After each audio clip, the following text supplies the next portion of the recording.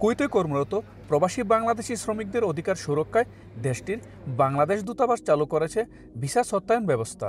নতুন ব্যবস্থায় কুয়েতগামী শ্রমিকদের নিয়োগকর্তা আবাসন, কর্মপরিবেশ ও চুক্তিপত্র যাচাই করে তারপর ভিসা সত্যায়ন করা হচ্ছে।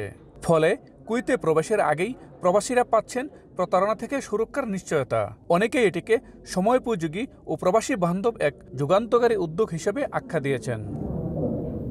দূতাবাসের প্রতিনিধি দল সরেজমিন কোম্পানির অবস্থা যাচাই করে সত্যায়িত করছে।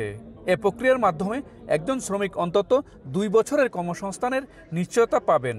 তবে অভিযোগ উঠেছে, দূতাবাসের উদ্যোগকে বানচাল করতে সক্রিয় হয়ে উঠেছে একটি অসাধু দালাল চক্র।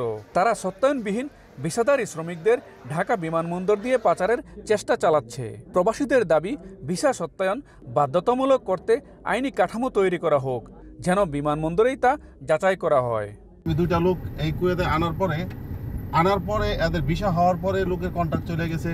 লোকগুলার থাকার জায়গা ছিল না, তাদের খাবার ছিল না, তাদের চাকরি ছিল না। যেই টাকা দিয়ে আনছিস তার আবার সেম টাকা খরচ করে তাদের আকামা, লাইসেন্স অনেক কিছু করা হয়েছিল, এবং কি আমি লোকগুলা বসিয়ে খাওয়ানো হয়েছে। এই ধরনের একটা পরে উদ্যোগ যদি নেয় তাহলে ইনশাআল্লাহ আমরা অনেক ভালো থাকতে পারবো। ভিসাটা নেওয়ার পরে যে কোনো হয়রানি না হই, তার জন্য এই জিনিসটা খুব ভালো লাগছে আমাদের।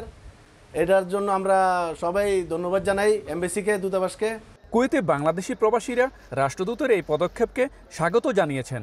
এই সঙ্গে তাদের দাবি, ভিসা সত্যায়ন ব্যবস্থা যেন স্থায়ী করা হয় এবং আইন করে বাস্তবায়ন নিশ্চিত করা হয়।